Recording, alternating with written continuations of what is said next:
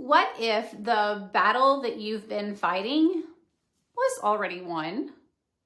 What if that thing that you've been exhausting yourself trying to achieve, the proving, the striving, the performing, what if it was finished before you ever stepped into the room? Here's what I know about the leaders watching this. Friend, you are capable, you are called, and you are flat out tired. Not because the work is too hard, but because you've been leading like that outcome is still in question when the resurrection already settled it. The grave, it couldn't hold him. And every lie that says you're not enough and your efforts will fail and you'll let everyone down, well, it can't hold you either. The victory isn't coming. It's already done. And if you've been with me for this series, you know what's already coming. And if this is your first time here, well, welcome. Hi, I'm Christina Ryan, a faith-based purpose and leadership coach, helping you identify the lies holding you back and replace them with truth so that you can walk confidently into who God created you to be and who He created you to lead. Well, this is the final episode of the Already series. And before we go any further, here's what this series has always been about. The Already series is for leaders who are capable and called and carrying more than they should have to. It's for leaders who have been performing for a verdict that was settled before they ever walked into the room. Friend, we're not here to do more. We're here to lead from what's already true. In episode 1, we talked about fear versus anticipation and what it means to be already chosen before you ever had to prove it. In episode 2, we talked about striving and what becomes possible when a leader stops performing for approval that they were never meant to need.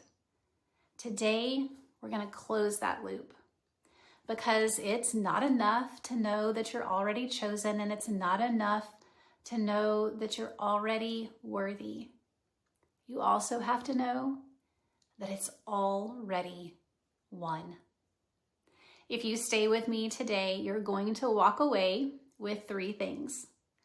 The difference between leading for victory and leading from it, and why it changes everything about how you lead.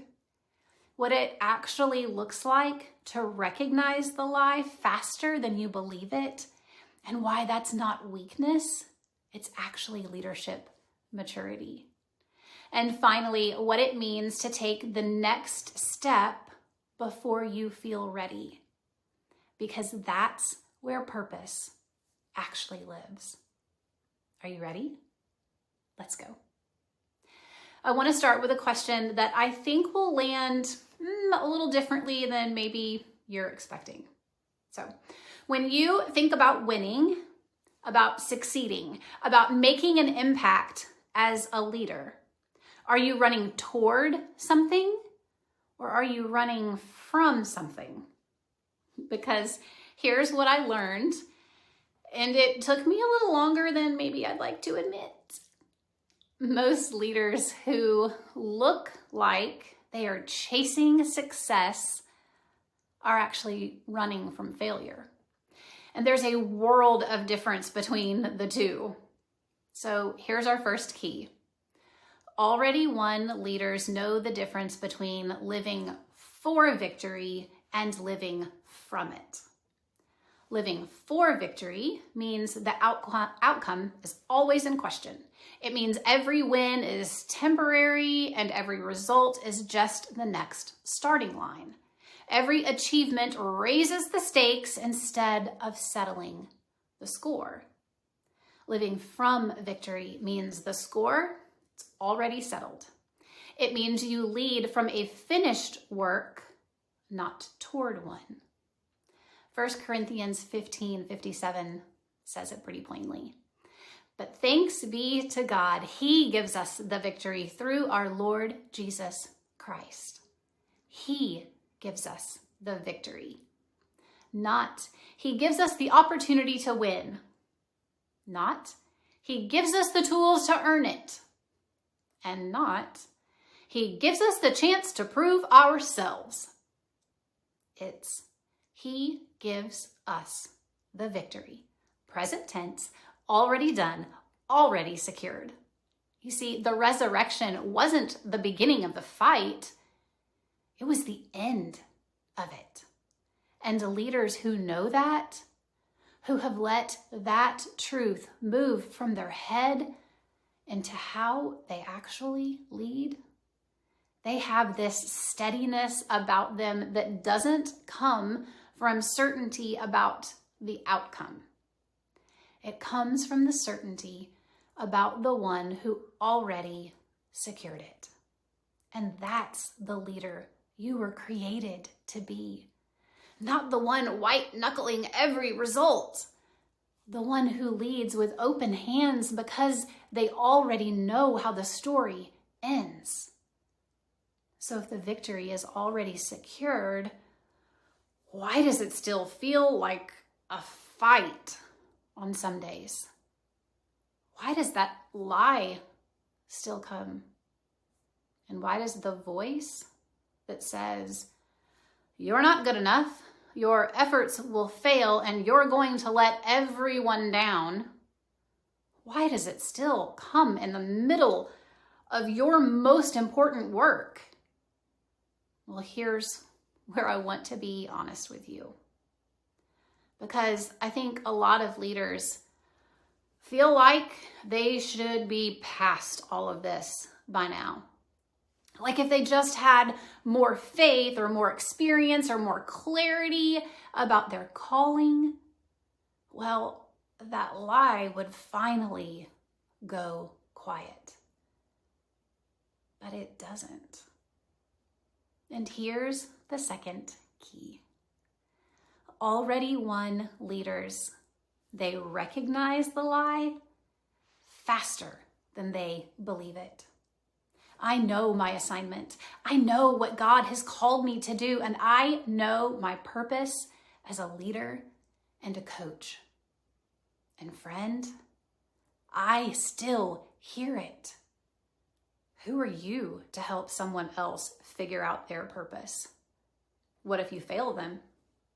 What if your best isn't enough? That lie doesn't get less frequent the further you go in your leadership. Honestly, sometimes it gets louder. Because the enemy knows that if you ever fully live from what God prepared for you, that impact doesn't just change you, it changes everyone that you lead. So he guards it, just like the chief priest guarded the tomb. But here's what I've learned. The goal, it isn't to never hear the lie. The goal is to recognize it before it becomes your narrative. To know it by name. To say, I know what you are, and I know what's true. And that, my friend, it's not weakness. It's the most advanced form of leadership maturity that I know. And it is a daily practice. Every day I surrender what I can't do on my own. Every day I release the weight of the outcome. And every day I return to the truth of who he is and who I am in him. And then I take the next step. Not because the lie is gone, but because the truth is louder. Hebrews 12, verses 1 and 2 says, therefore, since we are surrounded by such a great cloud of witnesses, let us throw off everything that hinders us and the sin that so easily entangles, and let us run with perseverance the race marked out for us, fixing our eyes on Jesus, the pioneer and perfecter of faith. Throw off what hinders. Run with perseverance and fix your eyes on Jesus. Not on the lie, not on the outcome, not on what the judges think. On him. That's not a one-time decision. It's a daily one. Sometimes more than once daily. And every leader in this series who has done the work, who has chosen to believe that they're already chosen and already worthy and already won, is making that decision one step at a time. I want to take you back to something before we close. When I was a little girl, I was in a kids' musical at church, and there was this song in the musical that I have never forgotten. The message was pretty simple. Don't give up. Don't step aside. Don't run and hide. Don't look back. Keep running the race. Let him set the pace. You've got to just hold on and keep your eyes on him. I was a child. I had no idea what God was doing, but he was planting an anthem in me before I knew that I needed it. Before the pageant stage, before the years of striving, before the daily battle of leading from a calling that still feels bigger than me some days. He put the song in me early because he knew the race marked out for me would require perseverance. And here's the third key. Already won leaders take the next step before they feel ready. You see, purpose is not a destination you arrive at when everything finally lines up. It's not waiting for you on the other side of more preparation, more confidence, and more certainty. It's in the next step, the one right in front of you, the one that feels too big, the one the lie says you're not ready for. The empty tomb didn't ask Mary to have it all together before she ran. The angel, he said, "Come and see." And then she ran. Not because the fear was gone, but because truth was greater. And that's what already won leadership looks like. Not the absence of doubt, not the elimination of the lie, and not the feeling of being fully ready. It's throwing off whatever hinders us and releasing the weight of the outcome, the approval, the verdict, and fixing your eyes on Jesus and taking the next step. Friend, you're already chosen. You're already worthy. And it's already won. Now run like it. Before we close the series, I want to give you a moment. Not to wrap it up neatly, but to just sit in it. 3 questions. As always, don't answer them quickly. Bring them into your leadership this week. Where are you still leading for a victory instead of from it? And what would change if you truly believed that the score was already settled? What is the lie that comes most consistently in your leadership? And do you know it well enough to name it before it becomes your narrative? And then this one. What is the next step that you've been waiting to feel ready for, that God has already prepared you to take? That last question is your assignment. Not someday, not when you feel ready. Now. We started this series with a question about a tomb, about enemies who believed his words enough to station guards and seal it shut, while his own followers hid behind locked doors in fear. And I asked you, are you living afraid? Or are you living in anticipation of what he already said? 3 episodes later, here's what I want you to know. You were not made to hide behind a locked door. You were not made to spend your leadership performing for a verdict that was already settled on the 3rd day. You were made to run with perseverance, with your eyes fixed on Jesus, with the full knowledge that the race marked out for you was prepared for you before you were born. And the one who marked it out already won it.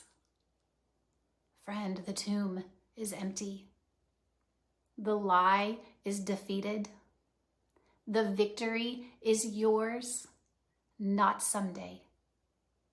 Already. Now lead like it and don't give up. If this series has done something in you, I would love to hear about it. Drop already one in the comments and tell me what step that you're taking this week that you've been waiting to feel ready for. And if you know a leader who needs to hear that the victory is already theirs, will you share this series with them today? Start with episode 1. Let it do its work. If you want to go deeper, I'd love to help you identify those specific lies that are holding you back from the leadership that God created you for. The link below will show you how we can work together.